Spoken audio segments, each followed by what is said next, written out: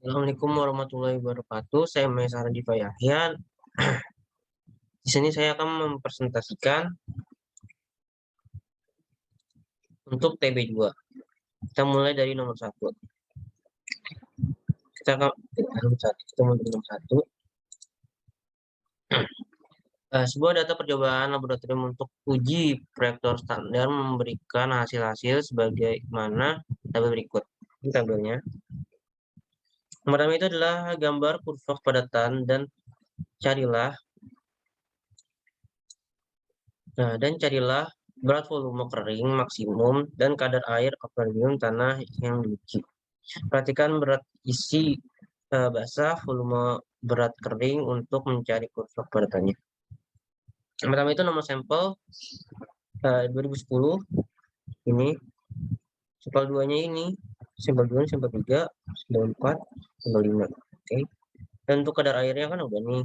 Jadi ada di sini 2,5. Oke. Dan untuk berat isi berat isi dibagi P sama dengan W per V-nya itu 943,3 cm, dan ini hasilnya. Dan untuk sampel 1 2,13, sampel 2, untuk sampel 2 2,21, untuk sampel 3 2,24, untuk sampel 4 2,23, dan untuk sampel 5 itu 2,18. Berarti si kering terus untuk berarti isi keringnya terus untuk yang ini berarti isi kering dibagi PD sama dengan P per 1 plus W sama dengan untuk sampel 1 1,89, untuk sampel 2 1,93, untuk sampel 3 1,94, untuk sampel 4 sama dengan 1,91, untuk sampel 5 sama dengan 1,83. Nah, untuk mencari berat tanah basah dalam cetakan atau W sama dengan ini sama ini sampai 1 sampai 5 sama. Dan untuk berat volume keringnya itu sama dengan ini, yang ini kita ambil yang ini berat volume kering. Ya, dan berikut adalah kurvanya. Kurva dari A 1A, yaitu yang ini itu kurva zero air void, dan yang ini itu adalah kurva standar faktor. Berat volume kering maksimum dan kadar air optimum tanah terjadi di titik 3 dengan kadar air 15,6% yang ini. Maka Y sama dengan 0,0105 X ditambah 2,066. Jadi dimasukin ini yang 15,6, hasilnya ini sama dengan 2,23 GF cm square. Untuk yang B, hasil hitung berat volume kering untuk kondisi zero air fluidnya GS 2,67, gambarkan kurva PZV terhadap kadar air. Datanya itu sama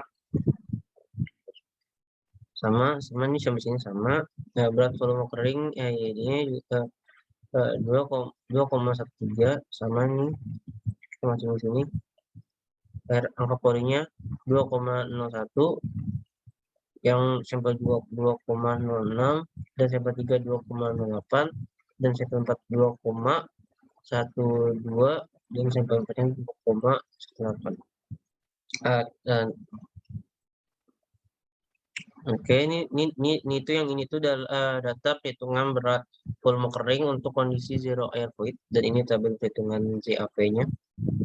ZAP-nya untuk sampel 1 itu ini masih sama ya, pakai yang itu. Dan untuk kadar air atau asumsinya, kadar asumsi 12,8, dan untuk sampel 2 14,5, dan untuk sampel 3 15,6, sampel 4 itu 16,8, sampel 5 itu 19,2. Berat volume air itu YW sama dengan sampel 1 itu 0,24, sampel 2 itu 0,28, sampel 3 itu 0,3, sampel 4 itu 0,32, sampel 5 itu 0,35. Dan untuk DAV GS kali YW per 1 plus E itu sampel satunya itu 0,21, sampel 2-nya itu 0,24, sampel 3-nya itu 0,2, sampel 4 itu 0,27, sampel 5 itu 0,29. Kemudian kalau adalah kurvanya. Untuk yang ini itu adalah kurva zero air void, yang ini itu kurva standar faktor, dan yang itu adalah kurva modificate faktor. Dan C itu gambarkan kurva dengan kandungan udaranya 10%. Perhitungan berat total dengan nilai 10% untuk kadar kurva degree of saturation. Nah, untuk sampel satunya itu berarti isi basa dibagi P sama dengan W per F. V-nya itu W per V, V-nya itu 943,3 cm3. Dan ini adalah hasilnya. Untuk sampel 1 2,113, sampel 2 2,21, sampel 3 2,24, sampel 4 2,23, sampel 5 2,18. Untuk latisi kering dibagi PD sama dengan P per 1 plus W sama dengan sampel 1 1,89, sampel 2 1,93, sampel 3 1,94, sampel 4 1,91, sampel 5 1,93. Total beratnya itu ditambah ini hasilnya. Dan untuk kurvanya itu adalah ini. Yang ini itu adalah kurva udara 10%, berarti yang ini. Dan untuk yang duanya itu untuk yang ini kurva zero air void, yang ini. Yang ini tuh kurva standar faktor. Kurva standar faktor itu yang ini.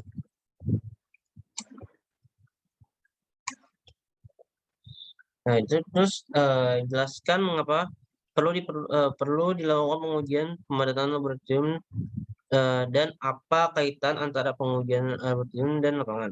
Tujuannya itu tujuan pemadatan adalah untuk memperoleh stabilitas tanah dan memperbaiki sifat-sifat teknisnya. Oleh karena itu, sifat teknis timbunan sangat penting diperhatikan. Tidak hanya kadar air dan berat volume keringnya. Dapat dua kategori spesifikasi untuk pekerja tanah. Itu adalah spesifikasi hasil akhir dan pemadatan, dan dua itu spesifikasi untuk cara pemadatan.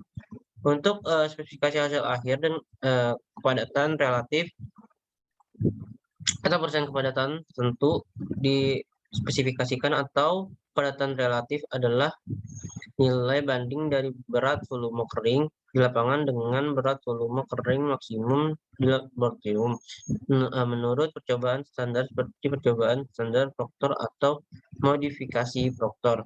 Dalam spesifikasi hasil akhir banyak yang digunakan pada proyek-proyek jalan raya dan fondasi bangunan. Keterkaitan antara pengujian pemadatan tanah di laboratorium dan di lapangan adalah sebagai nilai banding yang nantinya diakumulasikan menjadi satu hasil pengujian. Terus jelaskan faktor-faktor yang mempengaruhi kepadatan suatu tanah. Yang pertama itu adalah kadar air mempunyai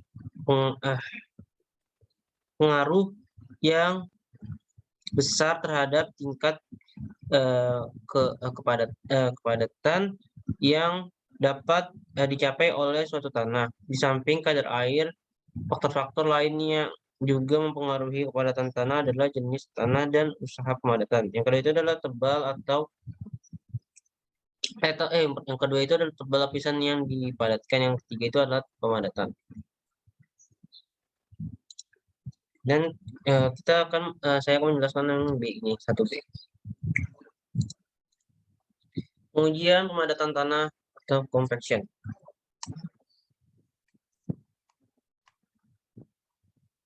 Uji pemadatan laboratorium dibagi menjadi dua, yaitu standar Proctor test atau uji kepadatan ringan dan modified Proctor test atau uji kepadatan berat.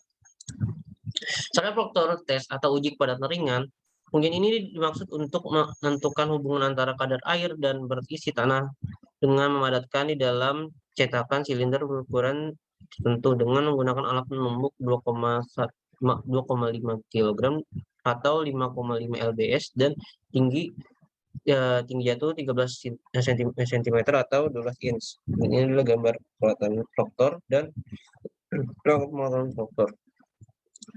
Alat untuk menguji proktor standar itu adalah standar proktor ASTM di 693 1998 dengan diameter 10 cm atau 4 inci dan volume 946 cm3 atau 1/30 ft3 yang dilengkapi dengan alas dan tabung tamahan di bagian atas yang disebut kolar atau gambar 1A dan gambar 1B. Energi diberikan dengan cara menjatuhkan menumbuk atau rammer dengan berat 5,5 lbs atau gambar 2 yang di sini ada, dan tinggi jatuhnya itu 12 inch. Cawan aluminium, timbangan, dan oven. Nah, kerjanya itu yang pertama itu adalah siapkan cawan aluminium kosong dan bersih, timbangan dan catat berat masing-masing. Yang kedua itu timbang berat tabung proktor mold tanpa alas dan kolar atau gambar 1. Ini ada. Siapkan contoh tanah yang akan ditentukan kepadatannya atau berat sekitar 3 kg dan kering di dalam oven selama 24 jam. Yang keempat itu keluarkan contoh tanah dari oven dan biarkan hingga dingin. Yang kelima itu tambah air sekitar 3 cm dari berat tanah, kering dan aduk sampai rata. Yang keenam itu masukkan tanah secukupnya ke dalam tabung silinder yang telah dipasang kolar pada gambar sehingga volume tanah setelah ditumbuk kira-kira tinggal 1/3 volume tabung. Dan untuk yang ketujuh, tumbuk tanah di dalam tabung secara merata selama 25 kali. Yang ke itu tambah tanah ke dalam tabung silinder sehingga volume tanah setelah ditumbuk sebanyak 5 kali menjadi sekitar 2/3 volume tabung. Yang ke itu tambah tanah ke dalam tabung sampai penuh atau mendekati tinggi kolar dan tumbuk sebanyak 25 kali. Pastikan bahwa permukaan tanah di dalam tabung setelah tumbuk lebih tinggi dari tinggi tabung atau mold tanpa kolar. Kondisi setelah lapisan 3 terlihat seperti pada gambar 2C. Lepaskan kolar dengan hati-hati agar tanah dalam kolar tidak sepotong. Retakan tanah di permukaan tabung sedatar mungkin, lepas bagian alas tabung dan timbang. Itu keluarkan tanah dari dalam tabung atau mold. Habis itu ambil contoh tanah di bagian atas, tengah, dan bawah tabung. Habis itu masukkan ke dalam cawan yang telah ditentukan beratnya untuk menentukan kadar air. Habis itu timbang cawan dan contoh tanah, masukkan ke dalam oven pada temperatur 105 plus 5 derajat Celcius selama 24 jam. Jadi ini dulu rumusnya. Habis itu pecahkan tanah yang menggumpal setelah dikeluarkan dalam tabung proktor. Habis itu tambahkan air sekitar 3% ke dalam contoh tanah yang dikeluarkan tabung dan aduk hingga rata. Kemudian ulangi langkah 5-14. Ulangi proses langkah 15 beberapa kali. Habis itu penambahan air dihentikan bila berat tabung dan tanah setelah ditumbuk lebih kecil dari berat tanah dan tabung pada percobaan sebelumnya. Habis itu gambar grafik hubungan antara kadar air atau W dan berat volume kering atau dry tanah seperti terlihat pada gambar 4. Habis itu setelah itu akan menjelaskan modifier proktor test atau uji kepadatan berat. Kemudian ini masukkan untuk menentukan hubungan antara kadar air dan berat isi tanah dengan memadatkan di dalam cetakan silinder berukuran tertentu dengan menggunakan alat penumbuk 4,5 kg atau 10 lbs dan tinggi jatuh 19 inch atau 45 cm. Inilah gambar prosedur pengujiannya. Alat untuk pengujian modifier proktor adalah modifier proktor ASTM D 1557/1998. Pada umumnya tidak terlalu menggunakan tabung dengan diameter 15 cm atau 6 inch Yang kedua itu adalah energi yang diberikan dengan cara menjatuhkan penundukan atau remer dengan berat 4,5 kg lbs dan tinggi jatuh 18 inch. Itu ada cawan aluminium, timbangan, dan oven. Langkah-langkahnya itu secara umum pengujian pemadatan dengan modified Proctor sama dengan pengujian standar Proctor. Perbedaannya hanya terletak pada energi yang menggunakan jumlah persen. Langkah pemadatan pada modified Proctor dilihat pada gambar 3 di sini. Dan dari 3A sampai dengan 3F. Oke, di sini saya akan menjelaskan yang nomor 2 yang A ini.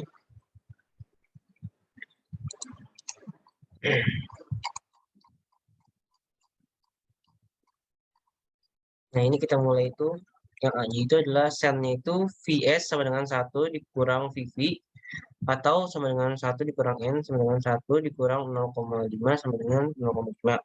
Untuk mencari MS itu sama dengan PS dikali 1 min N. Berarti 2,70 dikali 1 min 0,5. Hasilnya itu 1,35 mg. Terus CD-nya itu sama dengan MS per VT sama dengan 1,35 per 1 sama dengan 1,35 mg per M3. Untuk Y-nya itu sama dengan MS ditambah MW per VT atau MS plus PW kali PV per VT sama dengan 1,35 dari sini plus 1 plus VV-nya. VV-nya itu kan 0,5 per VT. VT-nya itu 1 sama dengan 1,85 mg per M3. Terus untuk lainnya itu Y2 2,0 mg per M3. Ini untuk titik tegangan total, titik tegangan air boiler, dan titik tegangan efektif. Untuk sennya itu sama dengan G sama dengan 2 kali YD kali YW sama dengan 2 dikali 1,35 dikali 9,81 sama dengan 2649. Dan untuk tegangan total itu yang waternya itu sama dengan ini dengan WS-nya itu sama dengan plus 2 kali Y1 per YW sama dengan 26,49 plus plus habis itu plus hasil dari ini sama dengan 62,79. Terus yang lainnya itu tegangan total itu rumus ini dari ini yang dimasukin itu 62,79 dari sini plus hasil dari ini yang dengan 141,27. Dan untuk tegangan air boilernya itu 0 karena dia itu tidak ada ininya pada airnya. Itu untuk UW sama dengan 2 kali YW sama dengan 2 kali 9,81 sama dengan 19,62 dan UA-nya itu sama dengan 6 kali YW sama dengan 6 kali 9,81 sama dengan 58,86. Terus untuk tegangan efektifnya itu yaitu yang yang versi yang ini nih. Ini di itu apa namanya sih namanya?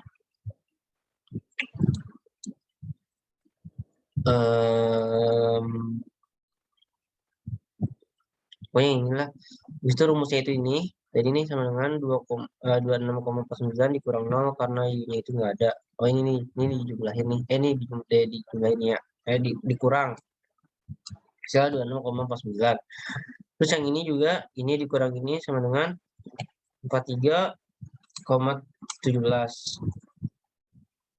Yang ini dikurang ini sama dengan 82,41. Yang apa tegangan efektif itu ini dikurang ini. Terus jadi tegangan pada titik A diperoleh tegangan total sama dengan 1,41,27 km per M2 ini. Dan untuk tegangan air boilernya itu ini km per M2, untuk efektifnya itu ini.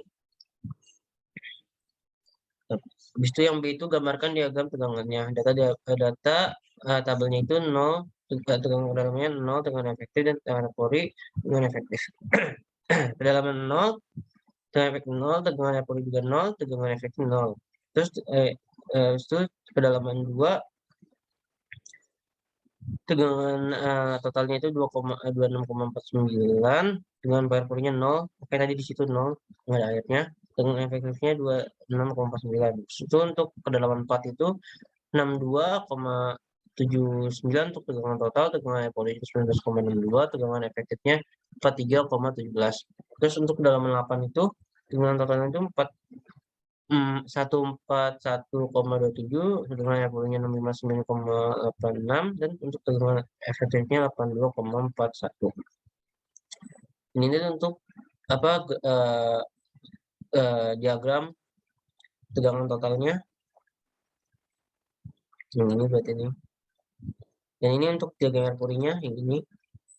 Dan ini adalah untuk diagram tegangan efektif. Nah, ya terus yang C itu berikut yang C-nya itu titik yang C itu ini tuh. Itu apa? Tegangan total, tegangan air pori, tegangan efektif pada titik A bila mat naik sampai permukaan tanah, gambar diagramnya juga. Berikut adalah apa namanya hasil perhitungannya. Untuk tegangan totalnya itu sand plus waternya itu sama dengan ini adalah rumusnya dan ini, dan kita masukin aja 1,85 kali YW-nya itu 9,81 dengan 36,3.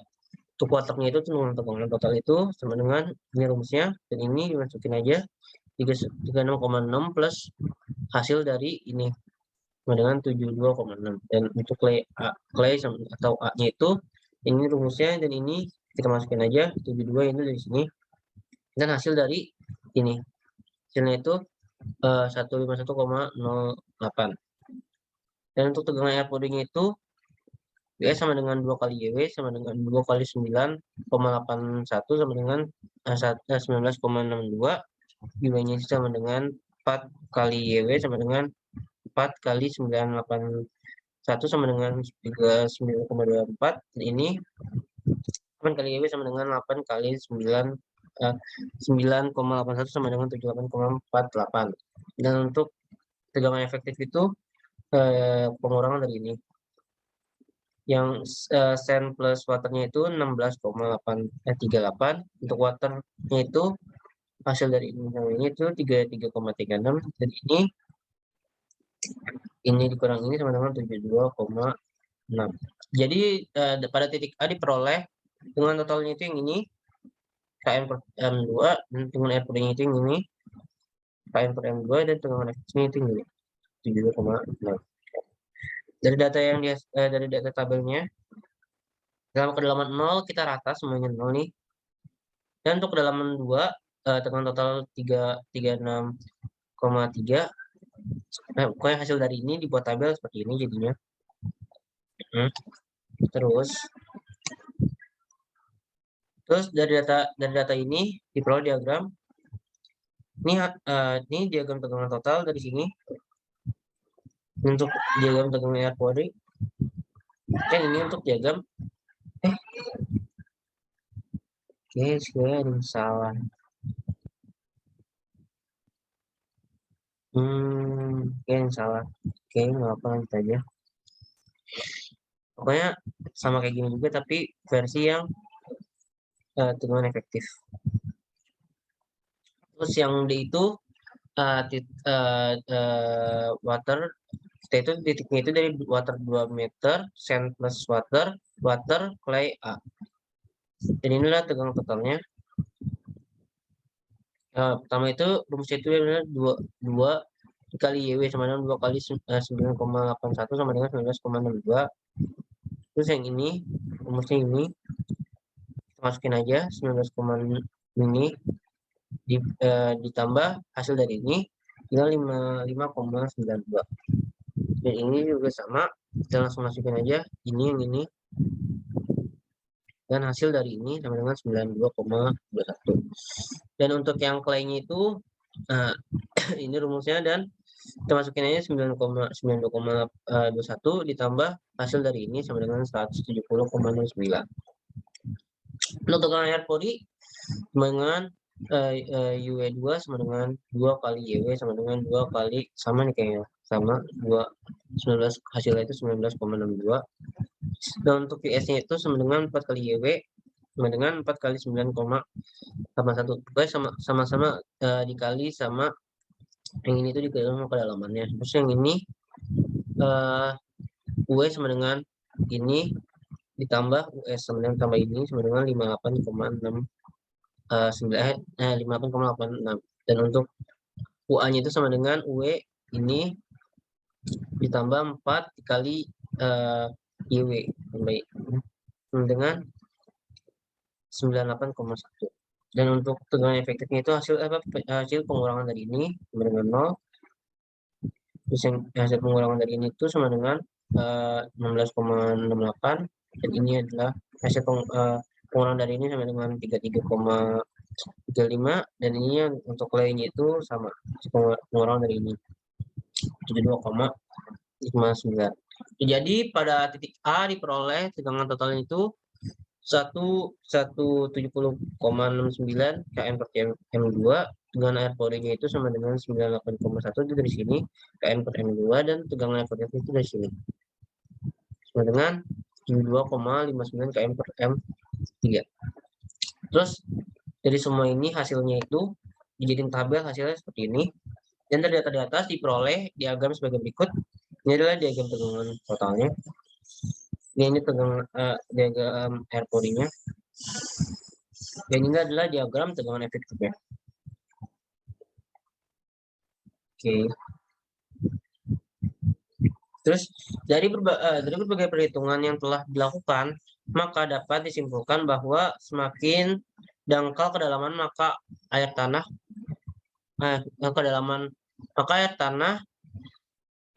maka tegangan efektif tanah juga akan berkurang. Pada saat tegangan efektif berkurang, maka kekuatan tanah juga akan berkurang. Semakin dalam kedalaman muka air, tegangan efektif tanah semakin meningkat. Terus saya akan menjelaskan yang 2B, yang ini. Oke, kita mulai.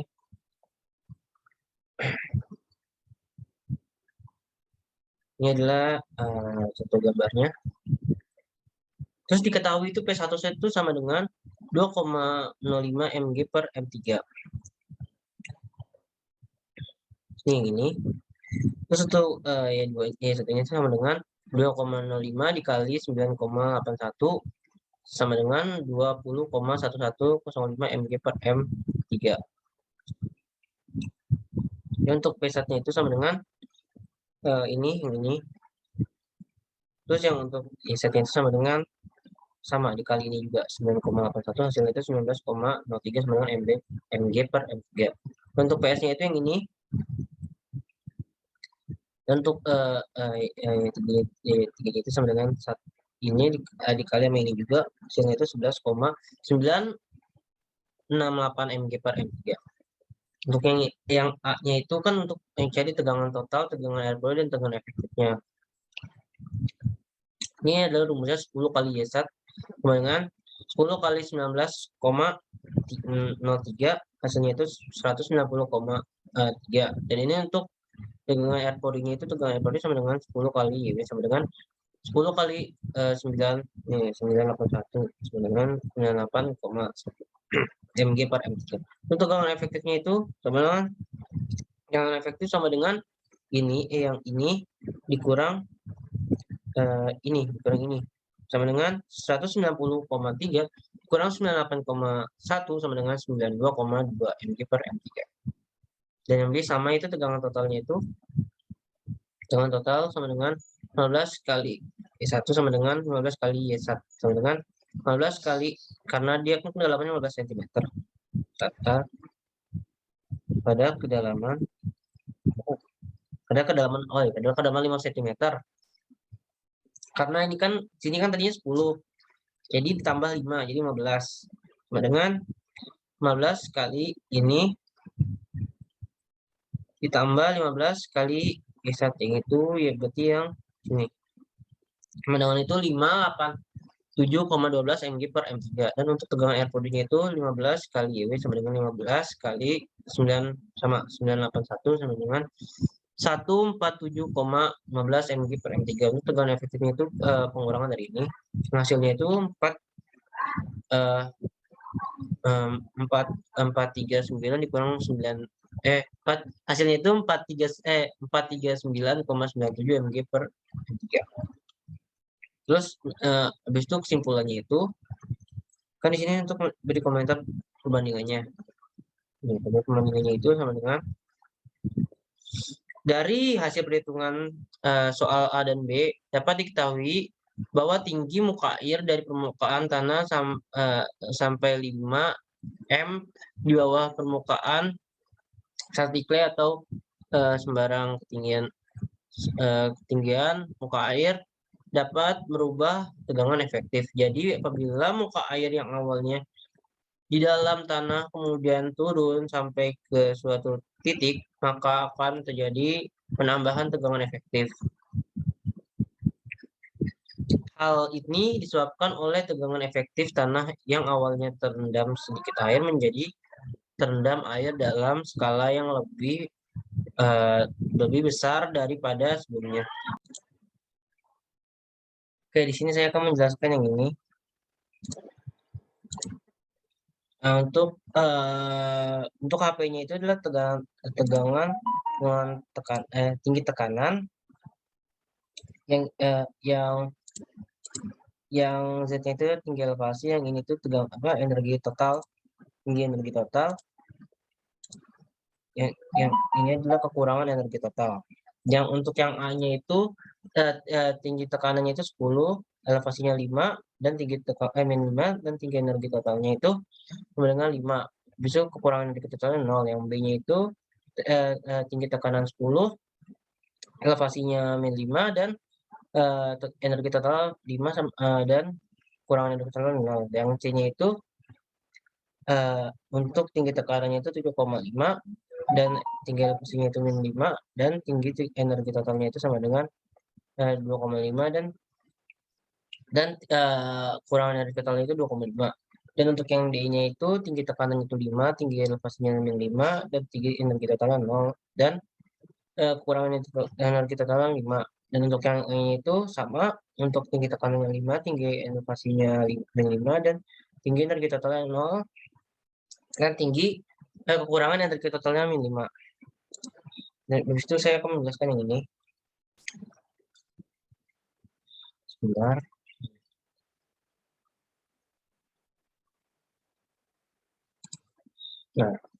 Nah itu diketahui itu kayaknya itu sama dengan min 5 kali 10 min 5 M per detik, hanya itu 3 yang ini, dan NF-nya itu 4,5 dari ini, dan ND-nya itu 8 ini. Yang ditanya itu besar rembesan atau debit, dan besar yang B-nya itu adalah besar gaya angkat. Untuk yang A-nya itu sama dengan Q sama dengan K dikali H dikali NF per ND. Berarti ini dikali ini dibagi ini. Dengan itu 5 kali 10 min 5 dikali 3 dikali 4 per 8 sama dengan 7,5 kali 10 min 5 M3 per detik. Dan ini itu gambar, kan di sini suruh jari gambar jaringannya, yang itu adalah yang ini adalah gambar jaringan yang A, dan ini adalah gambar jaringan yang B. HA sama dengan HB sama dengan HC sama dengan HD sama dengan HE sama dengan HF sama dengan HG sama dengan 2,5 yang ini. Untuk delta H-nya itu sama dengan HL per ND sama dengan 3 per 8 sama dengan 0,375 M. Dan tegangan angkatnya itu sama dengan HL ditambah HA dikurang jumlah jaringan air yang dilewati dikali delta H sama dengan dikali YW. YW-nya itu 1 ton per M3. Tinggi tegangan angkatnya itu sama dengan titik A-nya itu sama dengan 3 plus 2,5, berarti ini tambah ini dikurang 1 dikali 0,375 dikali 1 sama dengan 5,5 dikurang 0,375 sama dengan 5,125 ton per M2. Dan untuk titik B sama, ini 5,5 hasil dari ini dan dikurang hasil dari ini sama dengan 0,75 sama dengan 4,75 ton per M2. Dan untuk titik C nya itu sama dengan 3 sama 5,5 ya dikurang hasil dari ini yang ketiga soalnya 3 kali itu dikurang 1,125 sama dengan 4,375 ton per M2. Nah, untuk titik D-nya itu sama ininya itu 5,5 dikurang 4 kali 0,375 hasil ini 5,5 dikurang 1,5 sama dengan 4 ton per M2. Dan untuk yang titik E-nya itu sama dengan 5,5 dikurang hasil dari ini yaitu dikurang 1,875 sama dengan 3,625 ton per M2. Nah, untuk titik F-nya itu sama dengan 3 plus 2,5 dikurang 6 kali 0,375. Ini hasilnya 5,5 dikurang 2,25 hasilnya 3,25 ton per M2. Dan untuk titik G-nya itu masih sama 5,5 dikurang hasil dari ini sama dengan 2,625 sama dengan 2,875. Gaya angkat itu adalah hasil dari semua ini. Hasilnya itu 28 ton per M2. Sekian dari presentasi saya, kurang lebihnya mohon maaf. Assalamualaikum warahmatullahi wabarakatuh.